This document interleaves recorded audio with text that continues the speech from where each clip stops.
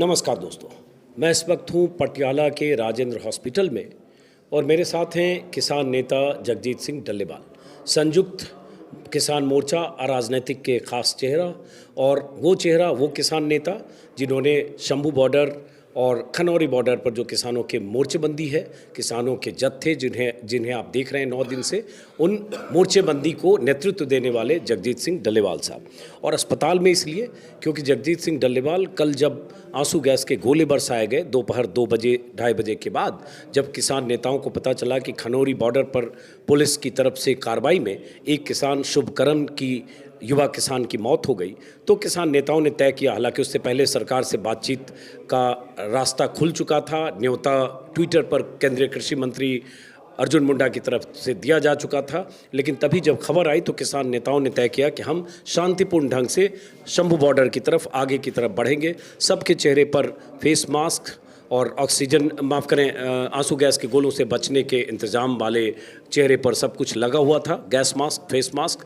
लेकिन उसके बाद भी आंसू गैस के गोले दनादन चले जब जगजीत सिंह डल्लेवाल और सरवन सिंह पंढेर आगे बढ़ रहे थे। उस वक्त मैं भी मौजूद था, मेरे यूट्यूब चैनल पर वो वीडियो देख सकते हैं। दनादन इतने गोले बरसे कि पता नहीं उसके बाद क्या हुआ। जब गोले बरसे उसकी जद में आप आ गए, उसी की वजह से इन्हें हॉस्पिटल आना पड़ा। अंजुम जी, जिस समय कल हमने फैसला लिया कि हम युवाओं को, क्योंकि सरकार की जो पॉलिसी, जो सरकार की नीति नज़र आ रही है वो अच्छी नहीं नज़र आ रही, सबको ध्यान में रखते हुए हमने फैसला लिया कि आगे की ओर हम बढ़ेंगे, हमारा यूथ नहीं जाएगा। तो जब हम आगे बढ़े तो उस समय देखिए, एक भुलेखा दूर करना भी हमारी ज़रूरत सी थी समय की, कि सरकार रोज़ ये कह रही है, एफिडेविट भी दायर कर रही है सुप्रीम कोर्ट, हाई कोर्ट के अंदर, कि भाई ये किसान वहाँ जाकर गड़बड़ी करते हैं, इसलिए ये अथरू गैस छोड़ा जा रहा है, इनके ऊपर और तरह तरह का हमें हमला करना पड़ रहा है। तो हमारा कहने का मतलब ये है कि हम जब नेता जाएंगे, क्लियर है, हम अब बोल कर गए हैं, माइक के ऊपर बोल कर गए हैं, कुछ समय वहाँ रुके हैं ताकि एक एक को खबर पहुँच जाए कि हम जाने वाले हैं। तो उस समय उधर से आप थे ना, साथ थे हमारे, आपने देखा बिल्कुल शांतिपूर्वक ढंग से हम जा रहे थे, किसी तरह का कोई हो हल्ला नहीं था। तो हमारे ऊपर उस समय जितने जोर से उन्होंने शेलिंग की है वो आपने खुद ने देखी। हाँ, मेरे कैमरे में है, क्योंकि किसान नेताओं की रवानगी हुई तो हमारे जैसे बहुत सारे जो लोग थे रिपोर्टर, सब कैमरे लेके दौड़े। आपने झेली वो सारी की सारी खुद ने भी झेली।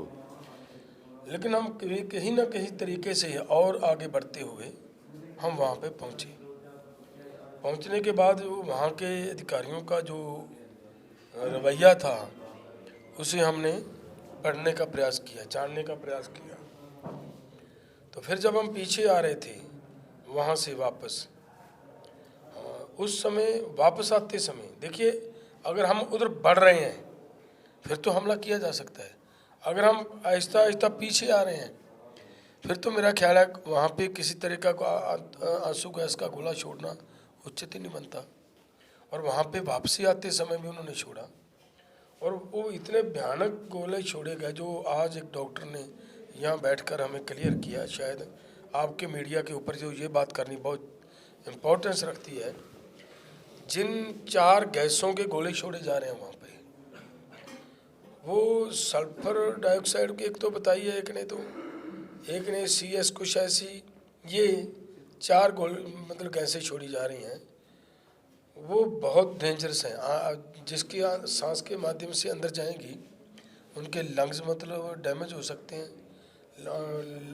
पूरी ज़िंदगी के लिए वो दमे का अस्थमा का पेशेंट बन सकता है। स्किन के ऊपर जो लगेंगे वहाँ पे उनको स्किन की बीमारियाँ हो सकती हैं। जो आज यहाँ पता चला वो ये भी चला कि ये गैसेज का गोला चलाना 1993 में जिनेवा कॉन्फ्रेंस के अंदर इसको बैन कर दिया गया था। अगर पूरे वर्ल्ड के अंदर इसको बैन कर दिया गया था कि ये तो दुश्मन के ऊपर भी नहीं चलाना किसी ने। अगर नहीं, ये लेकिन कहाँ से पता चला, चूँकि इसके बारे में मुझे जानकारी नहीं है कि ये, चूँकि वो टीयर गैस था जिसको ड्रोन से वो शेलिंग कर रहे थे, लेकिन ये बैन किया गया जिनेवा कन्वेंशन में, ये कहाँ से पता चला? हाँ, ये देखिए, हम जब यहाँ बैठे थे, हमारे पास एक सीनियर एक्टिविस्ट और डॉक्टर, वो मेरा पता लेने के लिए आए और उन्होंने बताया कि इसका तो पूरा रिकॉर्ड पड़ा है कि इसको बैन किया गया है, ये कहीं पे नहीं मतलब यूज़ किया। पता मुझे भी नहीं था पहले, मैं यही तभी तो ये कह रहा हूँ कि अगर इसको बैन किया गया, अगर सच में ये ठीक है, फिर तो बहुत बहुत भारी मतलब सरकार ने कानून को हाथ में लेने की। तो अभी अभी लेकिन इसकी पुष्टि नहीं है, किसी ने कहा कि अब कौन सा गोला चला इसकी पुष्टि नहीं है। तो और जो गोले चले आंसू गैस के, पहले भी कुछ पत्रकारों ने दिखाए कि उसमें कुछ एक्सपायरी डेट के भी थे, 2022 जिसकी एक्सपायरी डेट थी, जब 13-14 को गोले चले। लेकिन अब वो कौन सा गोला चला, क्या चला, मैं उसका एक्सपर्ट नहीं हूँ, इसलिए मैं उस पर कोई टिप्पणी नहीं करूँगा। इनको किसी ने बताया, अभी उसको हम वहीं तक सीमित रखते हैं। अब आगे की बात, फिर उसके बाद क्या हुआ आप लोगों पर? उसके बाद जो जो इस बात की थोड़ी इस तरीके से, इस ढंग से अगर इसको निगाह मारेंगे, देखेंगे तो कुछ लग भी रहा है। क्यों? देखिए अंजुम जी, हम आंदोलनकारी लोग हैं, 40 साल से लगभग यही कुछ हो रहा है हमारे साथ। पता नहीं कितनी बार हमारे ऊपर आंसू गैस के गोले फेंके किए होंगे, लेकिन जो सिचुएशन कल बना, आंसू गैस चलने के बाद आज तक कभी भी हॉस्पिटल में भर्ती होने की ज़रूरत नहीं पड़ी, हॉस्पिटल में लाने की ज़रूरत नहीं पड़ी, वहीं का मामला वहीं सेट हो जाता है। और इस बार तो मतलब ऐसा था कि उस गोले में हो सकता है जो उन्होंने बताया उसकी कुछ सच्चाई हो, क्योंकि मेरी जो तबीयत, हमारी केवल मेरी नहीं और भी बहुत सारे लोगों की इस वजह से तबीयत खराब हुई है। एक आपको मैं और भी क्लियर कर देता हूँ। आपको पता चला होगा कि एक पुलिस के जो उन्होंने डिक्लेयर किया, हरियाणा पुलिस ने, कि उनका भी एक जवान जो जिसकी मृत्यु हुई है, उसको वो ये बता रहे हैं कि डॉक्टरों ने ये बताया कि इसकी इस आंसू गैस की वजह से उसकी डेथ हुई है। इसका मतलब आंसू गैस की वजह से अगर उसकी डेथ हो चुकी है तो क्लियर हो गया ना कि ये डेथ भी कर सकता है। अब मैं फिर कहूँगा, चूँकि मैं ऑन रिकॉर्ड मैं नहीं जानता हूँ अब उसके जवान की या वो, तो इसको हम फैक्ट चेक करेंगे, क्योंकि अभी उस पर मेरा कुछ भी कहना सही नहीं होगा डल्लेवाल साहब। और ऐसे बहुत सारे लोग बहुत सारी चीज़ें कहते हैं, मैं एक पत्रकार के तौर पर उसकी पुष्टि जब नहीं कर सकता तो मैं उस पर अपनी नहीं कह सकता, क्योंकि कल को इसका खंडन आएगा कि ये हम गलत बयानी कर रहे हैं। तो इसलिए हम विषय पर आते हैं वापस। ठीक है, इसको चेक करेंगे क्या है कि उसके बाद क्या हुआ, आपको उसका असर हुआ और उसके बाद आपको हॉस्पिटल आना पड़ा। हाँ, मैं तो वैसे हॉस्पिटल इसलिए आया था, वहाँ से मुझे जो जितनी तकलीफ हुई थोड़ी हुई, उसके बाद हमारी एक छोटी बैठक हुई। उसके बाद मुझे ये था कि हमारा एक नौजवान शहीद हो गया, यहीं पे ही उसके डेड बॉडी को लाया गया था। मैं रात को इसके पास आ रहा था, तो आते आते रास्ते में तबीयत कुछ और भी ज़्यादा खराब हुई, तब डॉक्टर साहिबानों ने यहाँ पे मुझे एडमिट किया। और इसी हॉस्पिटल में शव गृह में शुभकरण की लाश या उनकी बॉडी रखी है। अब चूंकि शुभकरण की बात पर हम आए, उस 24 साल का किसान जिसके बारे में जब मैंने पढ़ा कि वो आपके संगठन से भी जुड़ा हुआ था और वो 2021 में भी आंदोलन में दिल्ली की सीमाओं पर गया था, उसके बारे में पता चला कि उनके पिता मानसिक तौर पर बीमार हैं, 2 बहनें हैं, एक की शादी हो गई, एक छोटी बहन है, परिवार पालने की जिम्मेदारी भी उनकी थी। शायद दादी या दादा के साथ वो रहते हैं, ऐसा रहते थे, अब तो इस दुनिया में नहीं है। लेकिन पुलिस की कार्रवाई में उनकी मौत हो गई।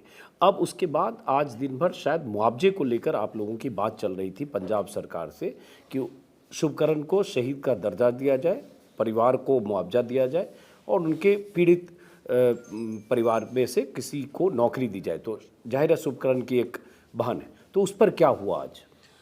देखिए, हमारी पहले तो मांग ये थी कि इसे शहीद का दर्जा दिया जाए। जो सहूलतें सरकार एक शहीद को देती है वही सहूलतें इस परिवार को दी जाएं। तो हमारी तो डिमांड थी कि कम से कम 1 करोड़ रुपये उनका मिलना चाहिए, लेकिन परिवार के साथ हमने छोड़ दिया कि आप परिवार ये ना सोचे कि हम क्या कर रहे हैं, परिवार खुद सोचे कि कितनी आर्थिक मदद होनी चाहिए।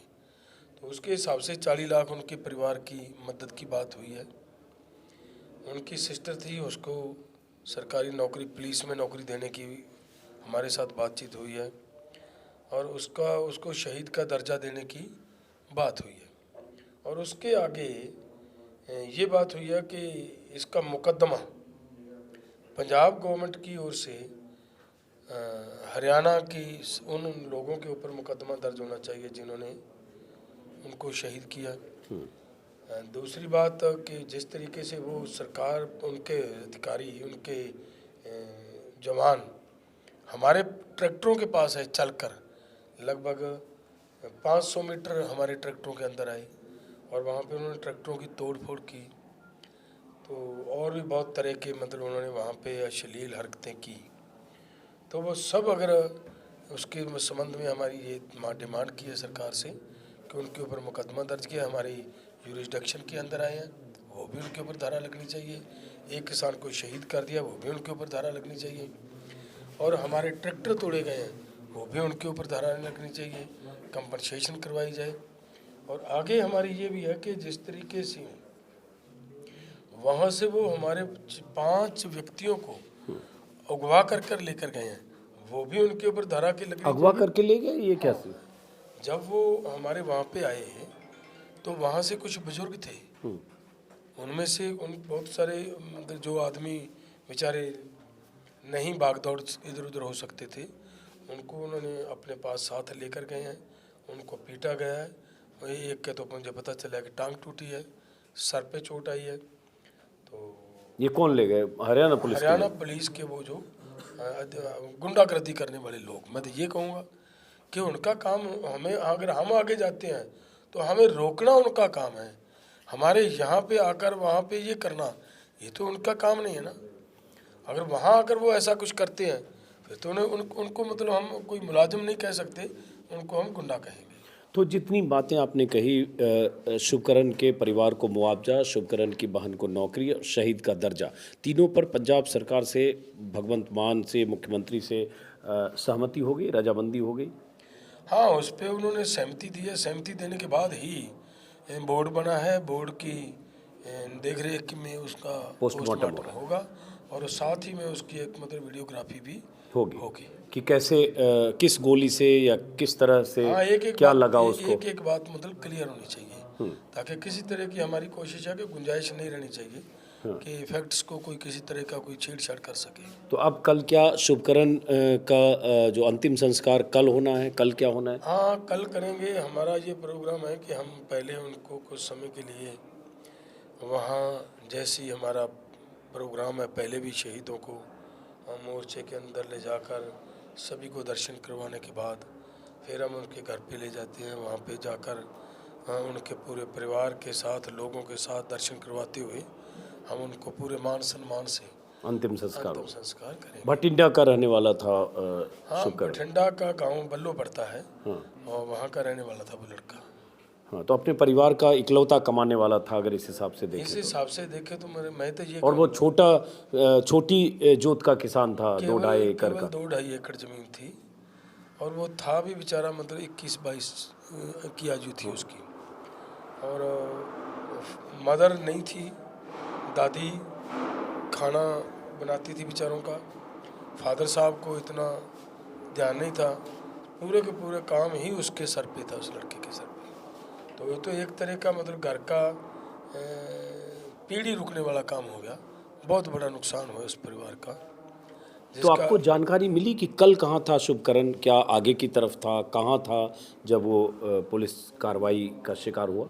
नहीं, वो आगे तो देखिए पूरे मोर्चे के अंदर सभी लड़के, सभी आदमी थे, लेकिन हमने जब ये बोला कि हम इधर से हम जाएंगे, कोई आगे नहीं जाएगा।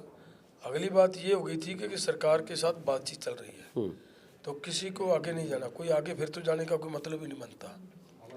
तो ऐसा जरूर है कि इधर उधर मतलब हमारे लड़के घूम रहे हैं, तो उस समय पुलिस अगर उनके क्षेत्र में नहीं गया, कोई भी नहीं उनके क्षेत्र में गया, कोई हमलावर रुख नहीं उन्होंने अपनाया, तो आराम नाल शांतिपूर्वक ढंग से बैठे लड़कों के ऊपर आकर उन्होंने हमला किया। तो हमें दर्द इस बात का सबसे ज़्यादा है। और दूसरी बात ये है कि देखिए, एक किसी भी माँ का इकलौता बच्चा चले जाना, ये सबसे दर्दनाक कहानी है।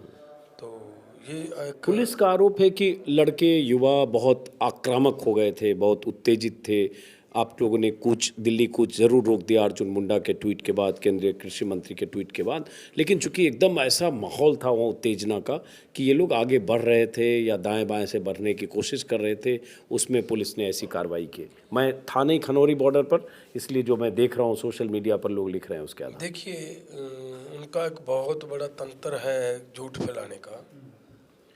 उन्होंने तो पता नहीं क्या क्या मतलब कोर्स में भी कह रखा है, उधर नहीं जाएंगे। हमारा ये है कि हमारे पास एक सबूत है। अंजुम जी आप हमारे साथ थे, कौन सा वहाँ पे मतलब गड़बड़ हो रही थी जो ये कह रहे हैं कि लड़के आगे बढ़ रहे हैं, लड़के पथराव कर रहे हैं, लड़के वहाँ पे उत्पाद मचा रहे हैं। हाँ, जब हम उधर गए थे शंभू बॉर्डर पे, उस समय आपने देखा कौन कोई उत्पाद मचाने वाला एक भी आदमी है वहाँ पे, ऐसा नहीं था। आगू नेता लोग जा रहे हैं, तब वहाँ पे वो सब कुछ जो वहाँ हुआ वो इधर भी हुआ। इधर अच्छा हुआ फॉर्चुनेटली कि वहाँ पे कोई ऐसी कैजुअलिटी नहीं हुई, तो कसर तो इधर भी नहीं छोड़ी गई सरकार की ओर से। हम जा रहे हैं आराम से, कुछ हमारे पास नहीं है, तब भी शेलिंग हो रही है। जब हम वापस आ रहे हैं आराम से, तब भी हमारे ऊपर शेलिंग हो रही है। इसका मतलब सरकार क्या दिखाना चाहती है? वो दिखाना चाहती है कि आप किसी सूरत में आगे नहीं जा सकते। हाँ, यही दिखाना चाहती है ना। तो अगर वो ये कहती है कि आप किसी भी सूरत में आगे नहीं जा सकते, तो ये पूरा संसार, पूरा देश देख रहा है कि दिल्ली के ऊपर किसी एक सत्ताधारी का कब्जा हो गया। क्या भारत डिक्टेटरशिप है? क्या डिक्टेटर चल रहा है क्या? ये अगर हम बात करें डेमोक्रेसी की, जगह जगह पे हमारे माननीय प्रधानमंत्री जी हर अदर कंट्रीज़ के अंदर जब जाते हैं ये मिसाल देते हैं कि वर्ल्ड का सबसे बड़ा लोकतंत्र, mother of democracy, mother of the democracy बोला जाता है। तो ये डेमोक्रेसी है क्या? ये लोगों को पता लगना चाहिए कि ये क्या डेमोक्रेसी है।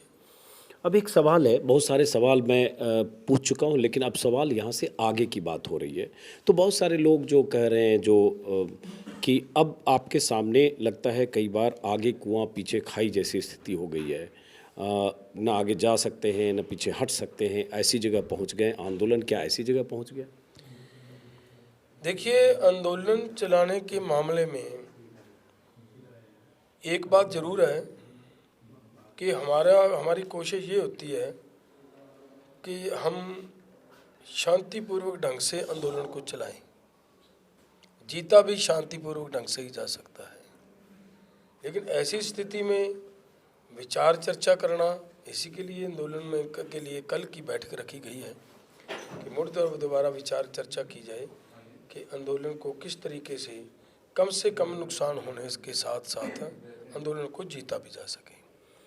उस पर चर्चा करेंगे कल। सरकार से जो ट्वीट किया गया अर्जुन मुंडा का, जो ट्वीट आप लोगों से जो भी बीच में ADG law and order Punjab के जो लोग भी बात कर रहे थे, और वो आगे कम्युनिकेशन विंडो एमएचए में होगा, और उस ट्वीट के बाद लगा कि दिल्ली कूच तो रोक दिया गया, लेकिन क्या बातचीत की कोई तारीख, मियाद, ये कुछ पता चल रहा है कि वो बातचीत कब होगी? नहीं, देखिए,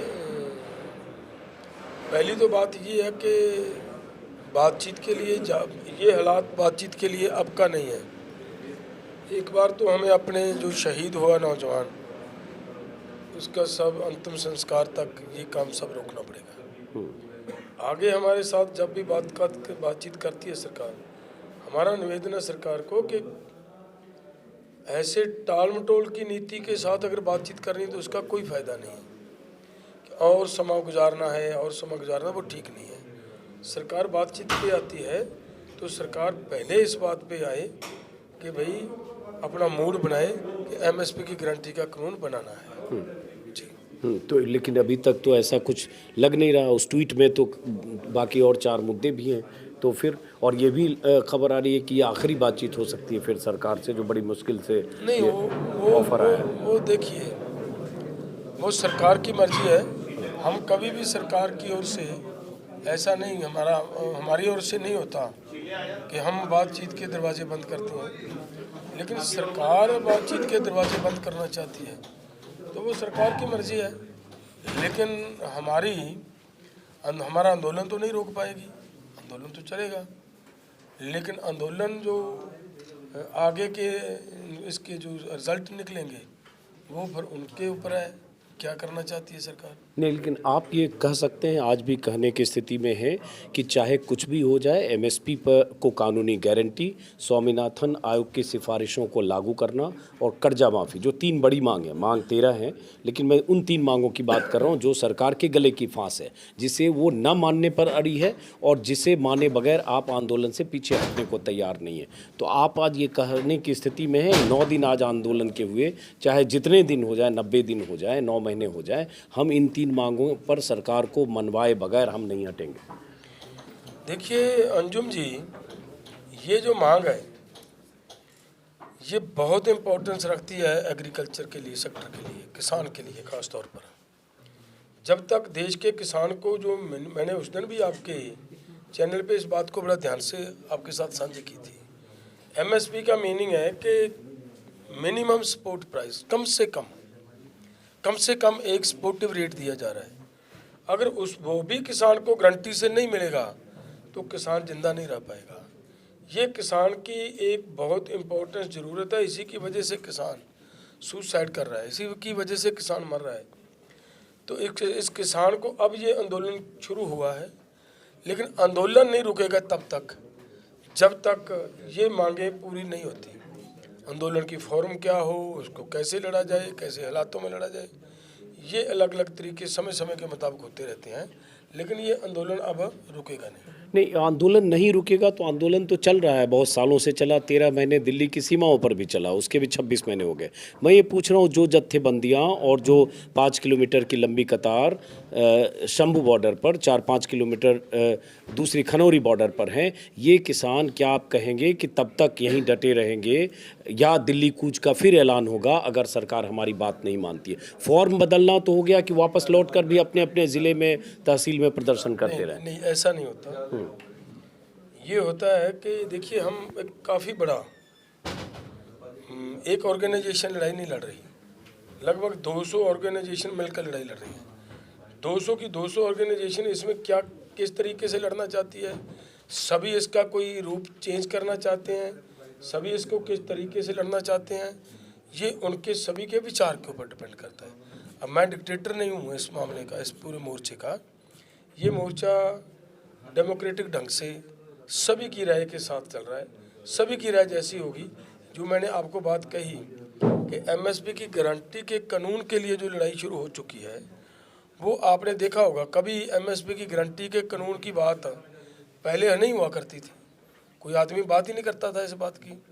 लेकिन इस बार जब ये उठनी शुरू हुई है तो आहिस्ता आहिस्ता इसका रंग कैसा भी हो, कितना भी रूप बदलने पड़े, कुछ भी करना पड़े, लेकिन ये किसानों को लेकर देनी हमारी ज़रूरत है, वो लेकर देंगे। कल ऐसा भी हुआ जगजीत साहब कि बहुत सारी ऐसी जत्थेबंदियाँ, 3-4-5 किसान यूनियन के लोग वहाँ नाम ले रहे हैं, जो एकदम अड़े हुए थे कि हमको अगर वहाँ जेसीबी मशीनें लगी हैं, अगर पोकलेन मशीनें लगी हैं, मॉडिफाइड ऐसी मशीनें लगी हैं, तो हमें हर हाल में आगे जाना है। आप लोगों ने कहा सब्र से काम लेना है, सरकार से बातचीत का रास्ता खुला है, और उसके बाद वो लोग नाराज़ हुए और कुछ वो नाराज़गी अभी कायम है, और लोग कह रहे हैं कि आप डल्लेवाल साहब तो अब उस तरह से उस आक्रामकता के साथ इस लड़ाई को नहीं लड़ना चाहते हैं। नहीं, डल्लेवाल ऐसी नहीं है बात। मेरा ख्याल है हमारा इस मामले में कोई मोर्चे के अंदर किसी तरह का भी मतभेद नहीं है, सब मिलकर इस प्रोग्राम को आगे ले जा रहे हैं, कोई अंतर नहीं है। लेकिन ऐसा ज़रूर है कि सबका मिलकर ही फैसला होता है, जो उसी को आगे आगे लागू किया जाता है। तो उसमें हमने ये सब ने मिलकर फैसला लिया कि युवाओं को बचाना हमारा कर्म है, उनको बचाएंगे, खुद आगे बढ़ेंगे, नेता आगे बढ़ेंगे। ये सिर्फ इतना ही है और कुछ नहीं है। अब अगर हम इस लड़ाई को ना लड़ने के पक्ष में होते तो जो शहीद हुआ वो कौन हुआ है? तो मैं तो लगातार यही कह रहा था आपसे कि शांति ही अंत में रास्ता है। किसी का बेटा जाएगा, किसी का भाई जाएगा, किसी के पिता की मौत होगी, फिर तो यही होगा कि ये उस परिवार की मौत हुई, शहादत हुई। तो ये तो हाँ, देखिए, जो शहीद हुआ हमारी ऑर्गेनाइजेशन का ही नौजवान शहीद हुआ, उधर जब आगे जा रहे थे उनमें फर्स्ट रो में हम खुद जा रहे थे। तो हमारा ये नहीं है कि मतलब, हाँ ये भी क्लियर है कि हमारे हाथ में कोई किसी तरह का कोई पत्थर, कोई हथियार, कोई डंडा, कोई सोटी, कुछ नहीं था। हम बिल्कुल नॉर्मल रूप में जा रहे थे। तो इसके लिए मेरा कहने का मतलब है, ये ऐसी बात नहीं है कि कोई पीछे हटेगा या आगे बढ़ेगा। लाइफ का ये बहुत सारे लंबे समय से इतिहास रहा है कि एक बार दिल्ली सरकार के साथ अकेली हमारी ऑर्गेनाइजेशन बढ़ गई थी 2018 में। वहाँ गए, वहाँ जाकर अनशन शुरू हुआ। अनशन के माध्यम से लड़ाई को आगे बढ़ाते हुए सरकार को मजबूर किया और हमें लिखत में दिया सरकार ने कि हम आपको C2+50 के हिसाब से एक एक चीज़ का नाम लेकर कहा कि ये भी जोड़ेंगे, ये भी जोड़ेंगे, ये भी जोड़ेंगे, इसके हिसाब से आपको फसल का भाव देंगे। और उस साल अंजुम जी आपको ध्यान होगा, आंकड़े चेक करवा लेना आपने, आप बड़े पत्रकार हो, तो उसमें ये हुआ था कि 200 रुपये धान की रेट में एकदम सरकार ने बढ़ोतरी की थी। तो नरमे के रेट में भी बढ़ोतरी हुई थी, बाजरा के रेट में बढ़ोतरी हुई थी, तुअर के रेट में बढ़ोतरी हुई थी, वो सब हुआ था उस समय। लेकिन ये नहीं है कि हम किसी तरह की कोई कन्फ्लिक्ट से बचते हुए आगे आंदोलन को बढ़ाकर, आंदोलन को जिंदा रखकर सरकार के नाक में दम करना, ये इस स्ट्रेटजी के ऊपर हम काम करने का प्रयास कर रहे हैं और सब मिलकर कर रहे हैं, कोई दिक्कत नहीं है इसमें। तो दिल्ली कूच का जैसे ऐलान हुआ 21 तारीख को हुआ था, अब उस ट्वीट के बाद और ये उम्मीद के बाद कि बातचीत फिर से हो सकती है, तो वो कूच कल जो भी हुआ हमने देखा, क्या फिर कोई ऐसी नौबत आ सकती है 2 दिन 4 दिन बाद बातचीत हो, बात तो फिर वहीं टूटेगी कि आप कहेंगे जो 3 मांग मैंने गिनाए, आप कहेंगे हमें ये चाहिए, वो कहेंगे हम अभी ये नहीं दे सकते, अब चुनाव आ रहा है, 10 दिन बाद आचार संहिता लग जाएगी, तो फिर ये बात अटकेगी? नहीं, मैंने आपको पहले ही ये बात बताई है कि कल एक बैठक फिर हो रही है इन्हीं सभी बातों के ऊपर चर्चा करने के लिए। सबके ऊपर चर्चा करेंगे, पूरे स्कीम नॉन पॉलिटिकल के साथ बैठकर हम भी चर्चा करेंगे और दूसरे जो हमारे साथी हैं वो भी अपने फोरम में चर्चा करेंगे कि इसको कैसे, किस तरीके से कम नुकसान होते हुए इस आंदोलन को आगे बढ़ाकर जीता जा सकता है। चाहे इसके लिए 2 महीने 4 महीने ऐसे NH 44 पर या हाईवे पर बैठना पड़े, कुछ भी हो, किसी भी तरीके से कुछ भी करना पड़े, इस आंदोलन को जीतना, जो हमने शुरू किया है, इस लड़ाई को जीतना हमारा कर्म है और जीत कर ही हम अपने किसान को जीवित रख सकते हैं। आखिरी सवाल, चूँकि फिर भी मैंने लंबी बात कर दी, आप अस्पताल में, आखिरी सवाल कि आप ये कहेंगे कि बिना इस लड़ाई को जीते बगैर हम ये हाईवे से, जहाँ से हम दिल्ली कूच के लिए जा रहे हैं, यहाँ से हम पीछे नहीं हटेंगे? अंजुम जी, मैंने पहले आपको इस बात का जवाब दिया है कि देखिए, केवल हमारी ऑर्गेनाइजेशन बैठी हो, केवल एक, तो हमारे फैसले कुछ अलग होते हैं। जब हम पूरे एक परिवार के साथ बैठते हैं, बड़ा परिवार को लेकर, तब सभी की भावना, सभी के विचार, सभी की राय सोच के लेनी पड़ती है। वो क्या कहते हैं, कैसे कहते हैं, जैसे मैंने आपको एक बात तो मैं पहले आपको बता दी, जिस समय हम ब्लॉक के प्रेसिडेंट थे, आज मैं स्टेट का प्रेसिडेंट हूँ, जब हम ब्लॉक के प्रेसिडेंट थे तब से हमारी एक मांग चली आ रही थी कि किसान को जो ट्यूबवेल का कनेक्शन होता है ना, जिस जगह पे सरकार दे देती थी, उससे आगे इधर उधर छेड़छाड़ करने का कोई राइट नहीं होता था। परमिशन लेनी पड़ती थी और वो उसके ऊपर चार्जेस लगते थे कि आपको उधर ले जाना है तो ये इतनी फीस भरो। हमारी वो लड़ाई चल रही थी तब से, जब से मैं ब्लॉक प्रेसिडेंट था, और वो आज जाकर इस समय वो पूरी करवाई है। और इस तरीके से पूरी करवाई है कि यहीं पटियाला में ही आंदोलन हुआ, यहाँ पे हमारे ऊपर लाठीचार्ज भी हुआ, यहाँ पे मुझे एक हॉस्पिटल में टेम्परेरी जेल बना के भी रखा। 800-900 हमारी वो जो हॉस्पिटल था, 8 से लेकर 900 पुलिस मुलाजम और ऑफिसर साहबान डिप्यूट किए गए कि इसके साथ कोई मिलना नहीं चाहिए, ऐसा नहीं होना चाहिए। हम अनशन पे चल रहे थे, लेकिन उस समय जिस दिन हमारा फैसला हुआ, ये रिटर्न में लेकर हुआ था कि आप लिख कर दो, उसका ऑर्डिनेंस अपना वो नोटिफिकेशन करो कि किसान आपके खेत में अपना ट्यूबवेल कनेक्शन कहीं भी ले जा सकता है अपने खर्चे पे, सरकार किसी तरीका को उसमें बाधा नहीं डालेगी। तो मेरा कहने का मतलब ये है कि जिस लड़ाई को हम लड़ना चाहते हैं, लड़ते हैं, जी जान से लड़ते हैं। हाँ, जब बड़े परिवार में होते हैं तब फिर बड़े परिवार के सभी विचारों की हमें ध्यान रखना पड़ता है, सबके साथ मिलकर कैसे चलना होता है। बहुत बहुत शुक्रिया, बहुत वक्त लिया, बहुत बहुत शुक्रिया। और कल बैठक है आप बता रहे हैं जो मोर्चे की, बहुत बहुत शुक्रिया। और मैं हूं अभी पटियाला के राजेंद्र हॉस्पिटल में, बहुत सारे कैमरा पर्सन, बहुत सारे जर्नलिस्ट और भी आ गए हैं और अब हम बाहर चलते हैं। चलिए फिर मुलाकात होगी। और मैंने कहा कि शंभू बॉर्डर, टिकरी बॉर्डर, जब तक किसानों का ये आंदोलन चलेगा तब तक मेरे YouTube चैनल पर लगातार अपडेट आप देखते रह सकते हैं। नमस्कार।